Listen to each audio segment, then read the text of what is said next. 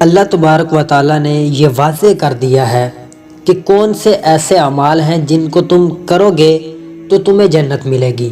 اور یہ بھی واضح کر دیا ہے کہ کون سے ایسے اعمال ہیں جن کو تم بجا لاؤ گے تو تمہیں جہنم ملے گی۔ یہ دونوں چیزیں اب ہمارے سامنے واضح ہیں۔ اب ہم نے اپنی زندگی میں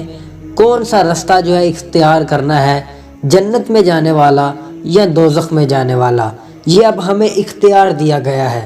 اب ہم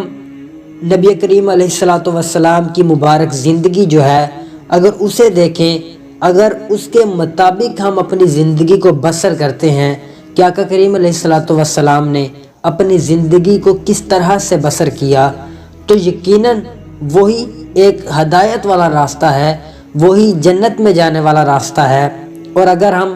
آقا کریم علیہ السلام کی مبارک زندگی کو چھوڑ کر اللہ تبارک و تعالیٰ کی نافرمانیوں میں زندگی کو بسر کریں گے تو یقیناً یہ گمراہی والی زندگی ہے، اور اس زندگی کے بارے میں بتایا گیا ہے کہ جہنم میں جانے والی زندگی ہے۔ یقین جانیں آقا کریم علیہ السلام کی مبارک زندگی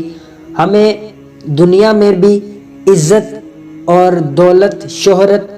اور رزق میں برکت، یہ سب کچھ ہمیں آقا علیہ السلام کی مبارک زندگی دنیا میں بھی دیتی ہے۔ اور جب انسان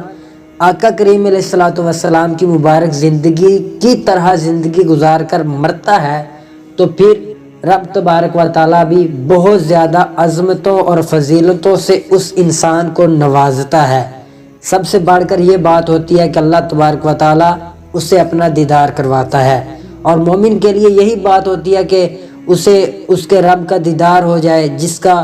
بن دیکھے وہ عبادت میں لگا ہوا ہے دن رات۔ تو یہ آقا کریم علیہ السلام کی مبارک زندگی، اس کے بعد صحابہ اکرام علیہم الرضوان کی مبارک زندگی، اس کے بعد اولیاء اکرام کی زندگی جو ہے، اس زندگی کے مطابق اگر ہم اپنی زندگی کو بسر کریں گے تو یقیناً یہی ہدایت کا راستہ ہے، اور اس راستے پر چلتے ہوئے ہم جنت کو خرید سکتے ہیں، اور یہی راستہ سیدھا راستہ ہے۔ اللہ تبارک و تعالی ہمیں اس راستے پر چلنے کی توفیق عطا فرمائے، آمین۔